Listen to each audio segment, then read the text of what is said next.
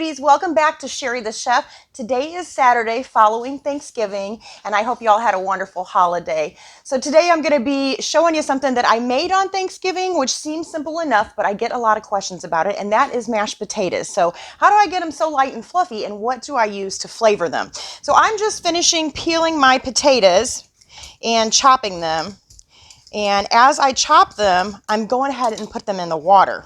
That's going to keep them from turning brown, for starters. And then secondly, we want to start our potatoes in cold water and not from a boil. If we start it from a boil, it's going to, well, by the time the outsides are done cooking, the insides will still be kind of raw. So we want them to cook evenly. And the other way to get them to make sure, or to ensure that they cook evenly, is to make sure that you chop them roughly the same size. That way they cook at the same rate. So I'm just, whoops, we lost one. So I'm just adding the rest of my potatoes to the water. And I'm just doing a small batch here because we had so much potatoes over the last couple of days. But I did want to show this to you guys.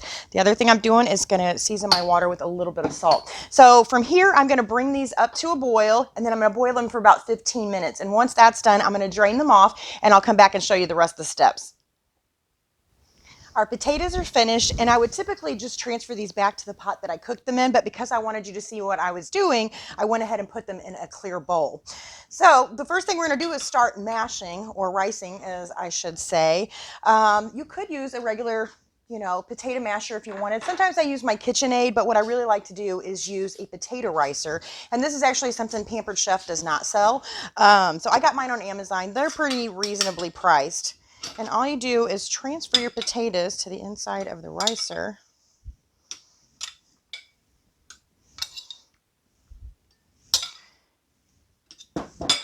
And then squeeze. So they're going to come out the other end. So this is what's going to make them nice and fluffy. And again, we're just making a small batch here today since we had quite a few potatoes over the last couple of days.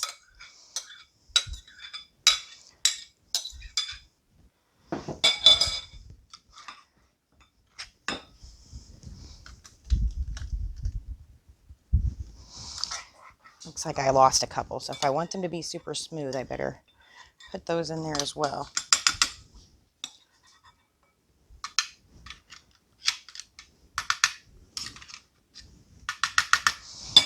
So it takes a little bit more time, but it's definitely well worth it.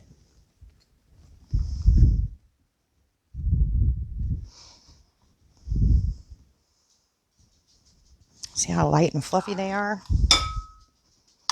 And then, well, I'm making a mess here, but as usual, we're going to scrape off the extra on the bottom side. So I'm going to move this out of the way.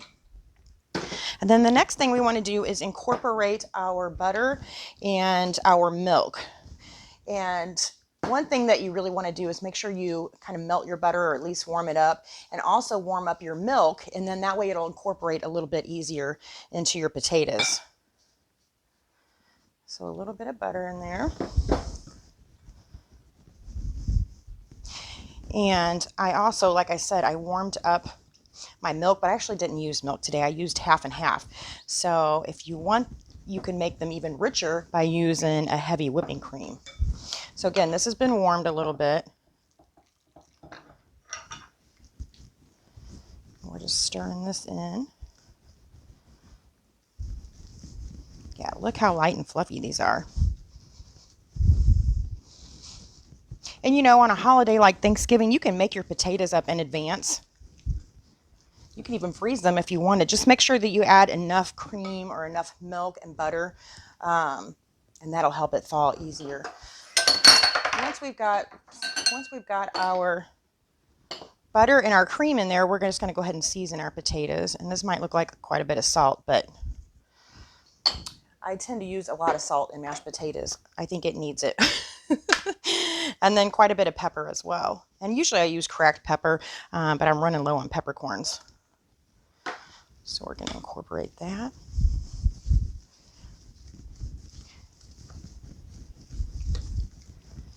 And then this could use a little bit more cream. Actually, let's put in the rest of our butter.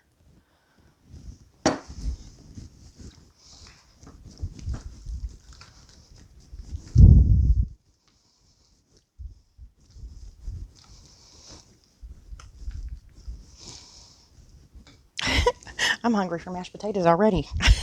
Again, even though I've eaten lots over the last couple of days. I think I got pepper in my nose. I'm getting ready to sneeze. So one other thing that I love to add to potatoes is some fresh garlic. I think this makes all the difference in the world. And again, I'm using my Pampered Chef garlic press, so I don't have to even peel my cloves. Get the extra off of there. We're going to mix that in. And then one last thing is I usually add in a little bit of sour cream at the end. And another thing that I'll use in place of sour cream that I really like as well is yogurt.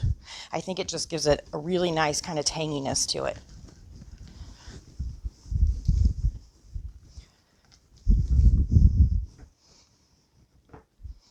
Gosh, you can smell that garlic. It just smells delicious. And of course, I have to have a taste. Oh my gosh. Who doesn't love mashed potatoes, right? All right, so there you have it. Those are the lightest, fluffiest potatoes you can make using a potato ricer.